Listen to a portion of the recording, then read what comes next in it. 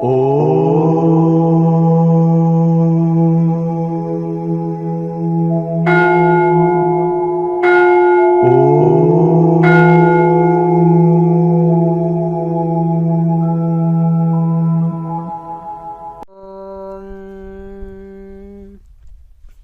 స్వరూపులైన మీ అందరి హృదయంలో ఉన్న చైతన్య రూపంలో ఉన్న పరమాత్మకి ప్రణమిలుతూ కేఎంసీ ఛానల్ ప్రేక్షకులకి నమస్కారము. నమస్కారం స్వామి. నమస్కారం అండి. స్వామీజీ, క్రియాయోగులు రామకోటి వ్రాయవచ్చునా స్వామీజీ?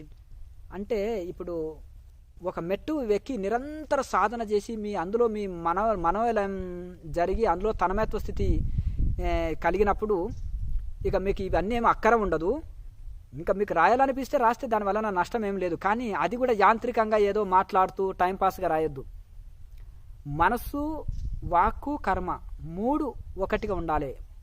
ఆ మనసు పెట్టాలి, దృష్టి పెట్టాలి, నామం మనసులో తలుచుకుంటూ ఆ భక్తిపూర్వకంగా తన్మయత్వ స్థితిలో రాస్తే దానివలన ఇది. కానీ ఇంకా యోగం చేసే వాళ్ళకు ఇటువంటివి ఏమి అంటే మనసు ఎవరికైతే నిలకడ చెంది మనసు తన్మయత్వం చెంది ధ్యానంలో మంచి స్థితిలో అందుకునే వాళ్ళకి ఇది అక్కర్లేదు.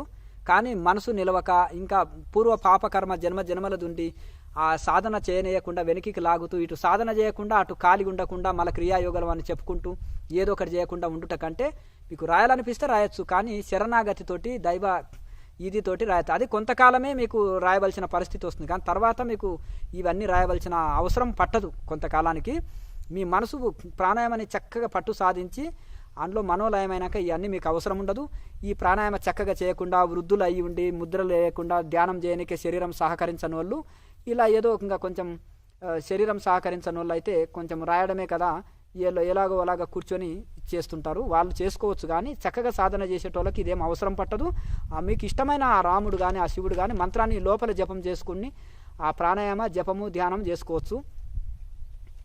ఇంకా ఇవన్నీ చేయవలసిన అవసరం ఏమి ఉండదు. స్వామీజీ, సాధనతో మోక్షం వచ్చునా స్వామీజీ? తప్పకుండా వస్తుంది. నేను చదివితే ఐఏఎస్ అవుతానా అంటే కాన్ఫిడెన్స్ తోటే చదువుతాడు. నేను ఎట్లా ఉద్యోగం రాదంటే ఊరుకుంటాడు అంతే. ఇంకా నేను టీచర్ని అవుతానా, డాక్టర్ని అవుతానా, ఇంజనీర్ని అవుతానా అని సందేహపడడు. రైతు అయ్యో ఈ సంవత్సరం వర్షం వస్తుందా పంట వేస్తే అనడు. భగవంతుని మీద విశ్వాసం ఉంటుంది. 4 సార్లు పంట నష్టం వచ్చినా వర్షం పడకున్నా రైతుకు భగవంతుడి మీద విశ్వాసం. ఒకసారి నష్టం చేసినా ప్రతిసారి నష్టం చేయడు. ఈసారి వర్షం తప్పకుండా వస్తుంది, భగవంతుడు నాకు మేలు చేస్తాడు అనే విశ్వాసంతో విత్తనాలు విత్తుతాడు రైతు. రైతుకు అంత కాన్ఫిడెన్స్ భగవంతుడి మీద. ఒక సంవత్సరం సరే వర్షాలు సరిగా రాక పంట నష్టం వచ్చినా రెండో సంవత్సరం వచ్చినా 3వ సంవత్సరం అయితే తప్పకుండా మేలు చేస్తాడు. నారు పోసిన వాడు నీరు పోయాడా మేలు తప్పకుండా చేస్తాడు అనే ఒక విశ్వాసం. అట్టి విశ్వాసము ప్రతి సాధకుడికి ఉండాలి. నేను చదివితే ఉద్యోగం వస్తుందా అని డౌట్ పడడు స్టూడెంటు. నేను తప్పక ఐఏఎస్ అవుతాను, డాక్టర్ అవుతాను, ఇంజనీర్ అవుతాను అని కాన్ఫిడెన్స్ ఉన్న వాళ్ళే కష్టపడి చదువుతారు, ఉద్యోగం సంపాదించుకుంటారు. ఇక లక్ష్యం మీద గురి లేని వాళ్ళు, నమ్మకం లేని వాళ్ళు సరిగా చదవరు, ఉద్యోగం రాదు. అందుకనే ముముక్షత్వం ఉండాలి అని అంటారు సాధన చతుష్టయంలో. మోక్షం కావాలనే కోరిక లేని వాడికి మోక్షం లభించదు. మోక్షం కావాలని కోరిక ఉన్నప్పుడే ప్రయత్నం చేస్తాడు, సాధన చేస్తాడు, మోక్షం వస్తుంది. కాశీ వెళ్ళాలని కోరిక ఉన్నప్పుడే అది ఏదో మార్గంలో ప్రయాణం చేస్తాడు, కాశీలో దర్శనం చేసుకొని రాగలుగుతాడు. కాశీ పోవాలని కోరిక లేని వాడు కాశీకి ప్రయత్నమే చేయడు కదా.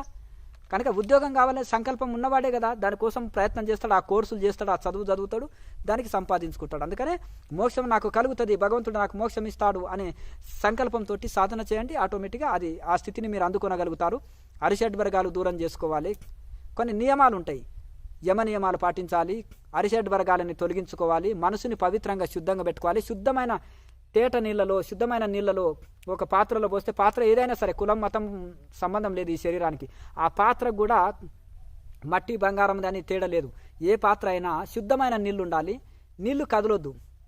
అంటే మనసు శుద్ధంగా ఉండాలి, శరీరం కదలకుండా ఉండాలి. మనసు శరీరం కదలకుండా ఉన్నప్పుడు ఆ కూటస్థంలో చైతన్యంని దర్శించుకుంటాం. అలాగే మనము మనసులు ఎవరైనప్పటికీ, ఏ శరీరదారులైనప్పటికీ కనుక మనం మనసు శుద్ధంగా, మనసు పవిత్రంగా ఉంచుకొని చక్కగా ఆ యొక్క శరణాగతితోటి, సిలిండర్ తోటి తీవ్ర సాధన చేస్తే తప్పకుండా దైవానుభూతి, మోక్షస్థితిని ప్రతి ఒక్కరు అందుకుంటారు. అది ఒకరు సొత్తు కాదు. ప్రతి ఒక్కరు కృషితోటి ఋషులయ్యారు. ప్రతి ఒక్కరు కష్టపడి ఋషులయ్యారు. కొంతమంది కష్టపడి కోటీశ్వర్లు అయ్యారు, కష్టపడి విద్యావంతులయ్యారు, కష్టపడి ధనవంతులయ్యారు, కష్టపడి బలవంతులయ్యారు, పైలువాన్లు అయ్యారు. బాడీ బిల్డర్స్ అయ్యారు కష్టపడి, కొంతమంది కష్టపడి పైలట్ అయ్యాడు, కష్టపడి ఇంజనీరు, కష్టపడి ఐఏఎస్ ఆఫీసరు, కష్టపడి అంటే ఎండ్ల భౌతికంలో కష్టపడితే భౌతికంగా ఎదుగుతారు, ఆధ్యాత్మికంలో కష్టపడితే ఆధ్యాత్మికంగా ఎదుగుతారు. కనుక ఈ మోక్ష సాధనలో కూడా బాగా కష్టపడి సాధన చేసినట్టయితే శ్రద్ధతోటి సహనంతోటి శ్రద్ధతోటి చక్కగా సాధన నిరంతరము సతుకాల నైరంతరిగా సత్కార భూమితో దృఢభూమి సతుకాల అంటే నిరంతరము సత్కార సేవితో దాన్ని నిరంతరము శ్రద్ధతోటి నిరంతరం మనం సాధన చేయగా ఆ దృఢత్వం మనకు కలుగుతుంది. కానీ ఏదో వైరాగ్యం గుర్తుకొచ్చినప్పుడు ధ్యానం చేస్తా, వైరాగ్యం లేకుండా ఉంటా, యమనియమాలు పాటించను, నా ఇష్టం వచ్చినట్టు ఉంటే కుదరదు. ఎక్కువ కాలం ఎక్కువ రోజులు నిరంతరము, దీర్ఘకాలం అంటే నిరంతరము అట్లా సత్కార సేవితో దృఢభూమి నిరంతరము సాధన తపనతోటి సత్కార సేవితో అంటే తపనతోటి నిరంతరము సాధన చేయాలి. దృఢభూమి లభిస్తుంది. అప్పుడు దృఢత్వం అంటే సాధనలో ఒక నిర్వికల్ప సమాధిని అందుకొనగలుగుతాము. సాధనలో ఒక దృఢత్వం స్థితి వస్తుంది.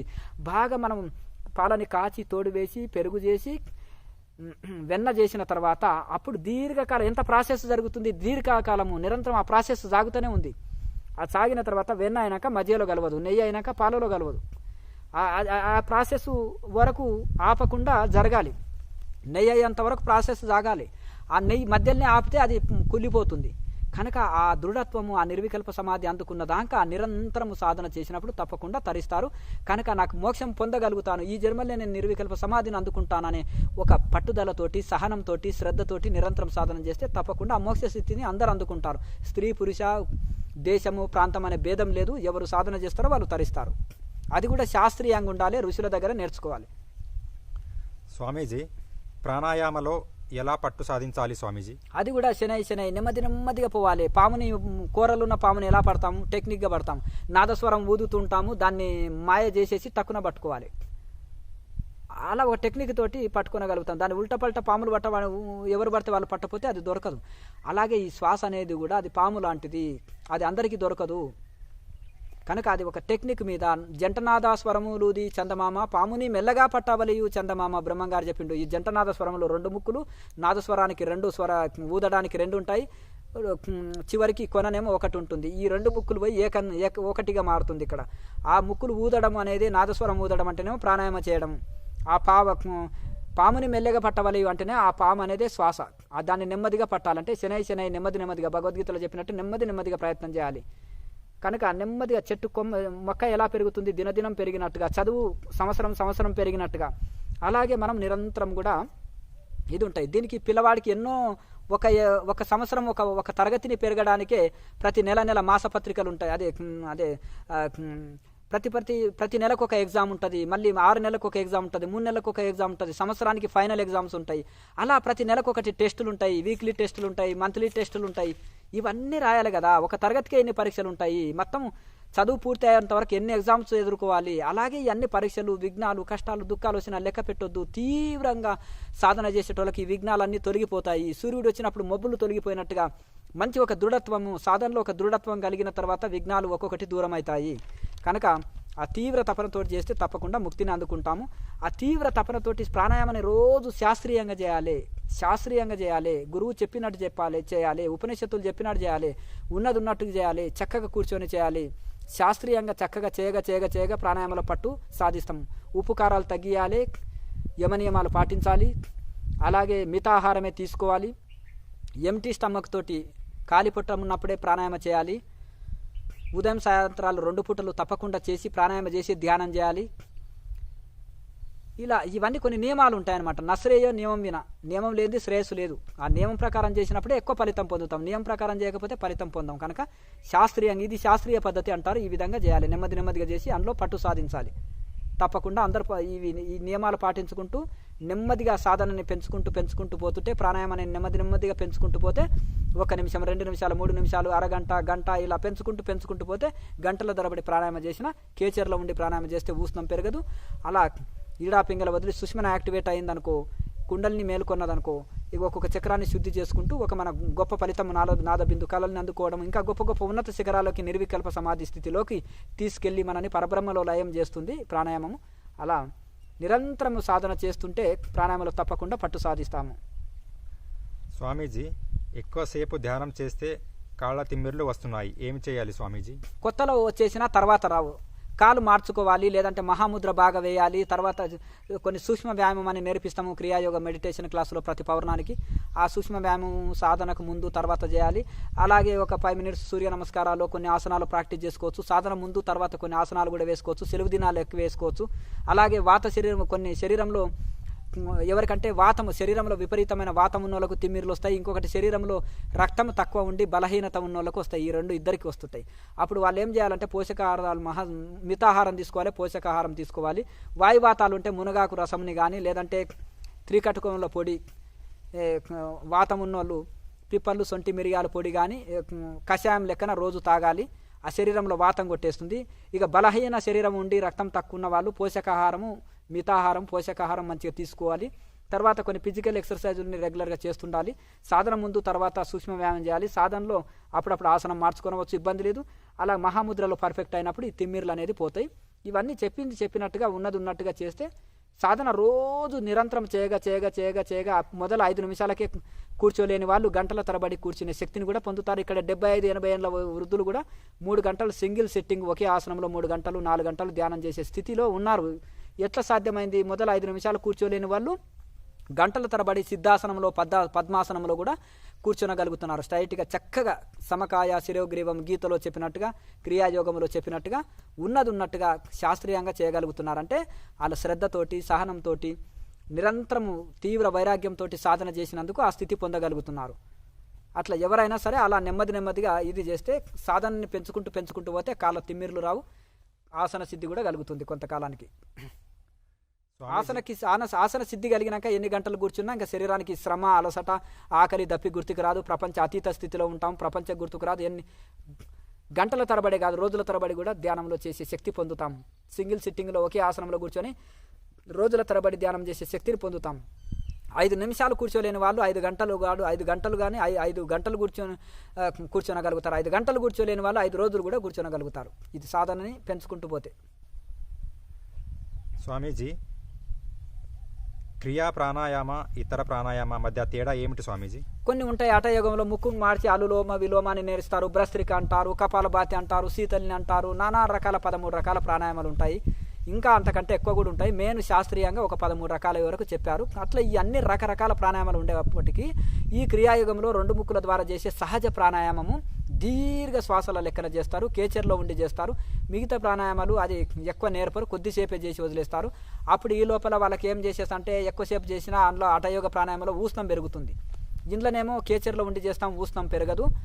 అలాగే 2 ముక్కుల ద్వారా చేసే సహజమైన ప్రాణాయామం సింపుల్ ప్రాణాయామం. ఒక ముక్కులో ఎక్కువ కుంభకం, ఒక ముక్కులో తక్కువ కుంభకం చేస్తే మళ్ళీ ఎఫెక్ట్ ఇస్తుంది. ఇది 2 ముక్కుల ద్వారా కాబట్టి శక్తి కొలది కూటస్థంలో మూలాధారం నుంచి తీసుకొచ్చి కూటస్థంలో బంధిస్తాం, శక్తి కొలది బంధిస్తాం, మళ్ళీ మూలాధారంలో వదులుతాం. ఎక్కువ తక్కువ చేయడం అనే అవకాశం లేదు. ఓ ముక్కులో ఎక్కువ ఓ ముక్కులో తక్కువ కుంభకం చేసే అవకాశాలు లేదు. కేచర్లో ఉండి ప్రాణాయామం చేస్తాం కాబట్టి ఊష్ణం పెరిగే అవకాశాలు లేదు. అలాగే దీర్ఘ శ్వాసక్రియలు చేస్తాం తప్ప కనుక శ్వాసలు తగ్గుతాయి. ఆటోమేటిక్గా శ్వాసల మీద ఆధిపత్యం వస్తుంది, శ్వాసలు తగ్గుతాయి. ఎటువంటి ఎఫెక్ట్ లేనిది, చాలా సులభమైంది, అందరూ చేయదగింది, సైంటిఫిక్గా ఉంటుంది. ఫ్లైట్ మార్గం లాగా ఫ్లైట్ వే లాగా చాలా సింపుల్గా ఉంటుంది. ఈడా పింగళ వదిలి సుష్మను యాక్టివేట్ చేస్తుంది. ఆకలి దప్పులు తగ్గుతాయి. చాలా ఈజీ పద్ధతి ఇది. ఈజీ పద్ధతి, అందరూ చేయదగింది కనుక ఇది చాలా సులభమైంది.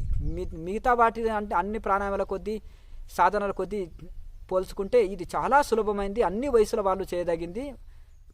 చిన్నపిల్లలు వృద్ధులు కూడా చేయదగింది. అందరూ చేయదగింది. గొప్ప ఫలితం పొందేది శాస్త్రీయమైంది క్రియాయోగ ప్రాణాయామము. స్వామీజీ, క్రియా లాహిరీజీ రహస్యంగా ఇచ్చారు, మీరు అందరికీ గ్రూప్గా ఓపెన్గా ఇస్తున్నారు, ఎందుకు స్వామీజీ? ఆ కాల పరిస్థితి ఆ కాలమే, ఈ కాలంలో ఈ కాలమే. ఆ కాలం జనాభా తక్కువ ఉంది, ఇంత చాలా మటుకు ఇంత ఇది లేదు. అట్లా ఆ విధంగా ఆయన కూడా శిష్యులను అందరినీ కూర్చోబెట్టి సాయంత్రము సత్సంగం చెప్పేవాడు కాశీలో. ఆనాడు స్వాతంత్ర సమరయోధులందరూ వచ్చి సాయంత్రం సత్సంగం చేసేవాళ్ళు స్వాముల వారి దగ్గర. అలాగే అందరికీ ఇది చేశారు. ఒకటి ఏంటంటే కాలమాన పరిస్థితిని బట్టి ఆనాడు విమానాలు లేవు. పూర్వము మహర్షుల కాలం అంటే చాలా వెనకిటికి పోతే ఇప్పుడు వచ్చినాయి. అప్పుడు ట్రైన్లు లేవు, ఇప్పుడు వచ్చినాయి. అప్పుడు ఫోన్ లేదు, ఇప్పుడు ఫోన్ వచ్చేసింది. ఎవరికో ఒకరు సిద్ధి పొందిన వాళ్ళు ఆకాశంలో వెళ్ళేవాళ్ళు. అంటే ఇంకా ఫ్లైట్ లేకున్నా ఆ ఋషులకు నడిచేది. టెలిపతి ద్వారా శిష్యుడికి సమాచారం పంపేది. ఋషులకు ఫోన్ అక్కర లేకుంటుండే, కార్ అక్కర లేకుంటుండే, ఇంకా కొన్ని ఏమి అక్కర లేకుండా కూడా ఆహారం అక్కర లేకుంటుండే, నిరాహారాలుగా ఉన్నారు. కానీ ఇప్పుడు ఒక సామాన్యుడు కూడా ఫ్లైట్ ఎక్కుతున్నాడు. అతనికి ఎందుకంటే ఈ యొక్క ఆకాశ గమనం పోయే శక్తి లేదు, టెలిపతి లేదు కనుక ఫోన్ వాడుతున్నాడు. అంటే ఇప్పుడు సామాన్యులు కూడా ఈ ఫోను, వెహికల్ సౌకర్యాలు కోరుకుంటున్నారు, సైన్స్ ప్రకారంగా వినియోగించుకుంటున్నారు కదా. మరి మా పూర్వీకులు ఇలాగే ఉన్నారని ఇలాగ లేరు కదా. కాలమాన పరిస్థితుల్లో అందరికీ రోగం ఉంటే అందరికీ ఔషధం కావాలి, అందరి ఆకలిలో ఉంటే అందరికీ భోజనం కావాలి, జనాభా పెరిగినరు. అట్లని నా ఏకాంతాన్ని నేను నష్టపోవద్దు. ఎందుకంటే నేను రోజుకొకరికి దీక్ష ఇచ్చుకుంటూ పోతే నెలంతా ఇప్పుడు 3 గంటలు ప్రవచనం చెప్పిన అనుకో, ఒక్కరు వచ్చినాక 3, ఇంకొక ఆయనకు వచ్చిన 3, నా జీవితం ప్రవచనాలకే సరిపోతుంది, నా జీవితం దీక్షలు ఇచ్చుటకే సరిపోతుంది. కనుక అప్పుడేమంటారు, ఈ సాధువులంతా పుస్తకాలు చదివి చెప్తారయా, లేకపోతే ఊరికే చెప్తారు, వాళ్ళకు ఒక 5 నిమిషాలు ధ్యానం చేయడానికి సమయం ఉండదయా అంటారు. ఇప్పుడు పీఠాధిపతులని మఠాధిపతులని పెద్ద పెద్ద గురువులమని చెప్పుకుని హెలికాప్టర్లో తిరిగే వాళ్ళ పరిస్థితి ఇదే. ఆ విదేశ టూర్లు ఇక్కడ అక్కడ తిరిగే వరకే సమయం ఒక కోటీశ్వరుడికి కంటే కూడా ఇంకా హీనంగా టైం దొరకదు వాళ్ళకు. మళ్ళీ గతంలో వాళ్ళ జీవితంలో తపస్సు చేశారంటే అది లేదు, పుస్తకాలు చేసి గురువులు అయి ఉంటారు, పుస్తకాలు చదివి. ఇంకా కొంతమంది ఏంటంటే తపస్సు చేసి మఠాలు నిర్వహించి ఉంటారు, అది ఇక వాళ్ళకు సాధన ఆల్రెడీ తరించి ఉన్నారు కాబట్టి కొద్ది సాధన చేసినా సరిపోతుంది. ఇదొక పద్ధతి. కనుక ఈ గజిబిజి కాకుండా ప్రతిదీ ఆదర్శం ఉండాలి కదా. నేను నెలంతా కొంత తపస్సు చేసుకుంటూ వచ్చి బోధిస్తే వాళ్ళకి ఆదర్శం ఉంటుంది. నేను రాఫుడ్డు తీసుకుంటూ పచ్చి ఆహారం తీసుకుంటూ నేను వాళ్ళకి బోధిస్తే ఆదర్శం ఉంటుంది. నేను నేల మీద పండుకొని చెప్తే ఆదర్శం ఉంటుంది. నేను చన్నీటి స్నానం చేసి చెప్తే ఆదర్శం ఉంటుంది. నేను సబ్బు లేకుండా జీవితం వాడకుండా ఉంటే అది ఆదర్శం ఉంటుంది. నేను ఉప్పు కారాలు తినకుండా ఉంటే వాళ్ళకి ఆదర్శం ఉంటుంది. నేను కనీసం 100% ఆచరించిన వాళ్ళు 10% అన్న ఆచరిస్తారు. నేను 10% ఆచరిస్తే వాళ్ళు 0% కూడా ఆచరించరు. కనుక గురువు నిలబడి మూత్రం పోస్తే శిష్యుడు పరిగెత్తుతూ పోస్తాడంట, మలయాళ స్వామి చెప్తారు, జంతువులాగా. అలాగే ఇక్కడ శిష్యుడు కొద్దిగానన్నా ఆచరిస్తాడు. కనుక ఈ కాలంలో గురువులని అనుసరిస్తుంటారు వాళ్ళు. కాబట్టి మా గురువుకి హెలికాప్టర్ ఉందంటే అబ్బో సన్యాసికే ఆ హెలికాప్టర్ ఉంటే నాకు ఉండొద్దా అని గృహస్థుడికి ఉంటాడు. మా గురువు కవిపీనమే కట్టుకొని ఉన్నాడా అంటే మనం బట్టలన్నీ వేసుకుందాం అంటారు రమణ మహర్షిని. కనుకనే గురువులకు అక్కర లేకున్నా కొన్ని ఆదర్శంగా ఎందుకు చూపిస్తారయ్యా అంటే ఇది. ఆయన రాజభోగాలు అనుభవిస్తూ గురువు నెయ్యి లేనిది గురువుకు ముద్ద దిగదు, పెరుగు లేనిది మజ్జిగ లేనిది దిగదు, పాయసం లేనిది దిగదు, 16 రకాల భోజనం లేనిది ముద్ద దిగదు, ఏసీ రూమ్ లేనిది నడవదు. మరి మీరు మాత్రం సాదాసీదా జీవించండి, సింపుల్గా జీవించండి అంటే వింటారా వాళ్ళు? గురువు గారికి ఏది లేకున్నా నడవదయ్యా మననేమో ఇట్లా అంటున్నారు అంటారు కదా. ప్రతిదీ ఆదర్శం చూపెట్టాలి, ప్రతిదీ ఇది చేయాలి. ఈ కాలమాన పరిస్థితిలో జనము పెరిగినరు, మనకు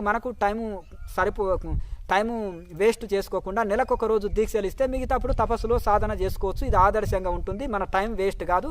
100 మందికి 1000 మందికి ఒకటే గంట 4 గంటలు టైం ఇచ్చినా ఒకరికి కూడా 4 గంటల టైం ఇస్తాం. ఈ ఒక్కరికి ఇచ్చే 4 గంటల టైంలో 1000 మందికి మనం టైం ఇచ్చిన సద్వినియోగమైనట్టే సమయము. మిగతా రోజుల్లో మనకు సాధన చేసుకోనికి అవకాశం ఉంది.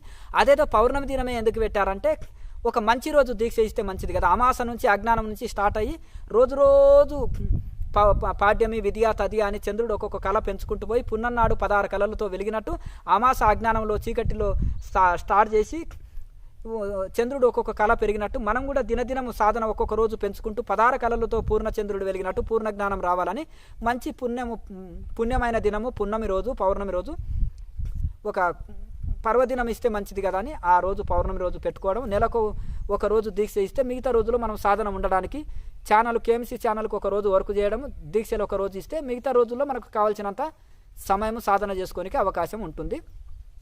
దీనికనే ఒక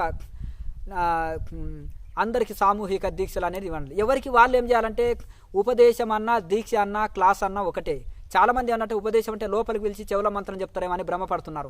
ఉపదేశం అన్నా క్లాస్ అన్నా దీక్ష అన్నా ఒకటే. అంటే ఇవ్వబడడం దీక్ష.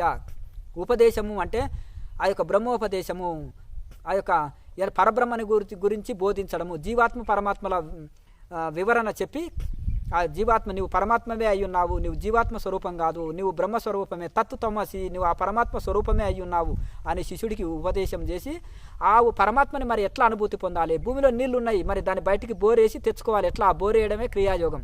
అప్పుడు నీళ్లు బయటకు వస్తాయి. నీవు పరమాత్మనే అయి ఉన్నావు అంటే అహం బ్రహ్మాస్మి అంటే తిరిగితే సరిపోదు.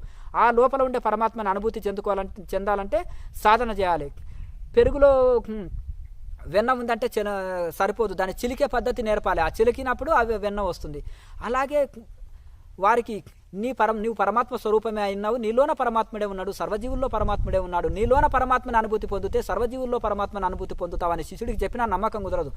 అప్పుడు నీవు దృఢంగా రావాలంటే వేదాంత విచారణ, ప్రాణాయామ అభ్యాసం, ధ్యానాభ్యాసం ఇలా చెయ్యి అని ఆ ఉపదేశాన్ని ఇచ్చి చెప్పినప్పుడు ఆ సాధన చేయగా తనలో పరమాత్మని అనుభూతి చెంది ప్రతి జీవిలో ఇదే పరమాత్మ ఉంది కదా అని సమభావం, సమదృష్టి వస్తుంది. భేదభావం వదిలి బ్రహ్మభావంలో ఉంటాడు. కనుక ఆ భేదభావం అజ్ఞానము, అభేద దృష్టి జ్ఞానం, భేద దృష్టి అజ్ఞానం. కనుక ఆ అభేద దృష్టిలో భేదం లేని దృష్టి అతనికి కలుగుతుంది. అది ఎవరికి వాళ్ళు నాకే గురువు దీక్ష ఇస్తున్నాడు, నాకొక్కడికే ఇస్తున్నాడు, ప్రాణాయామాభ్యాసము, ధ్యానాభ్యాసము, జపాభ్యాసము, ధ్యానాభ్యాసము, విచారణాభ్యాసం నాకొక్కడికే చెప్తున్నారని కళ్ళు మూసుకొని అంతర్ముఖమై విని ఎవరికి వాళ్ళు నాకే ఒక్కడికే ఉపదేశం చేస్తున్నాడు, ఒక్కడికే దీక్ష ఇస్తున్నారు అనేది భావించాలి. ఇప్పుడు చాలా కాలంలో కూడా కొన్ని పరంపరలో గురువులు మంత్రోపదేశం ఇస్తారు.